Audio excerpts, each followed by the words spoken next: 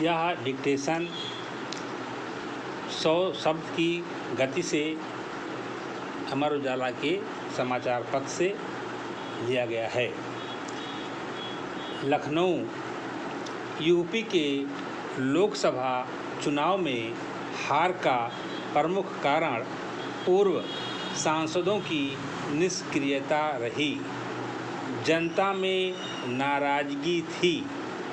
सांसद 2019 में चुनाव जीतने के बाद से 5 साल तक घर बैठने और सिर्फ मोदी योगी के सहारे जीतने के सपने देखते रहे।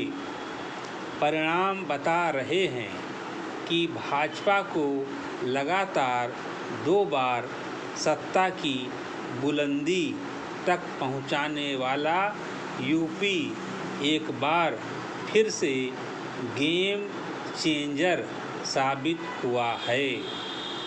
2024 के चुनाव में भाजपा को सबसे बड़ा झटका उत्तर प्रदेश में लगा है।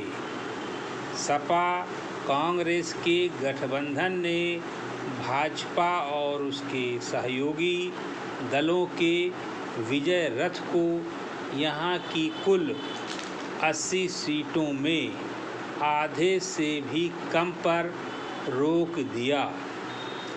क्लीन स्वीप यानी सभी 80 सीटें जीतने का दावा करने वाली भाजपा 33 सीटों पर सिमट गई।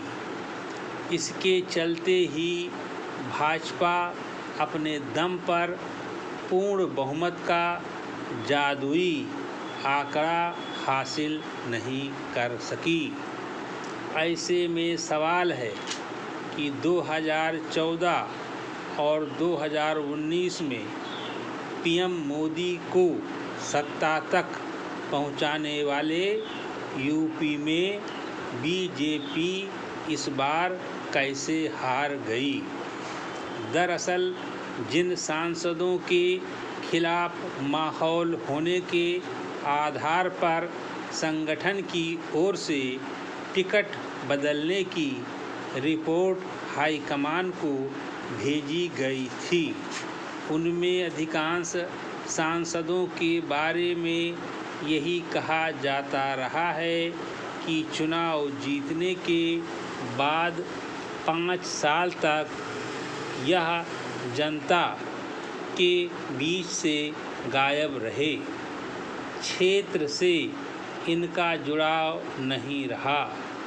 अपने पूरे कार्यकाल में जनता के बीच काम ना करके ऐसे तमाम सांसद प्रधानमंत्री नरेंद्र मोदी और मुख्यमंत्री योगी आदित्यनाथ के भरोसे बैठे रहे।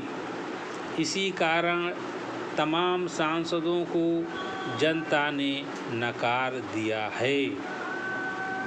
माना जाता है कि भाजपा के रणनीतिकारों ने सांसदों के खिलाफ स्थानीय स्तर पर जनता के बीच उभरे असंतोष को समझे बगैर मैदान में उतरने की वजह से 7 केंद्रीय मंत्रियों समेत कुल 26 मौजूदा सांसदों को सीट गंवानी पड़ी है। इस नाराजगी को नेतृत्व भांप नहीं सका। खराब प्रदर्शन के पीछे नेता अपने अपने तर्क से भाजपा का ग्राफ गिरने की परिभाषा गढ़ रहे हैं, लेकिन सबसे बड़ा कारण उन सांसदों को दोबारा मैदान में उतारने को माना जा रहा है जिनकी छवि खराब रही और माहौल उनके खिलाफ था। सूत्रों की माने तो पश्चिम से लेकर पूरब तक करीब 40 मौजूदा सांसदों के खिलाफ माहौल खराब होने की बात कही जा रही थी।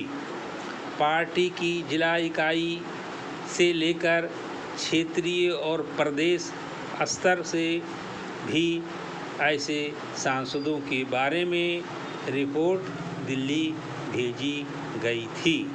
इसके बावजूद उनमें से अधिकांश को दोबारा टिकट दिया गया।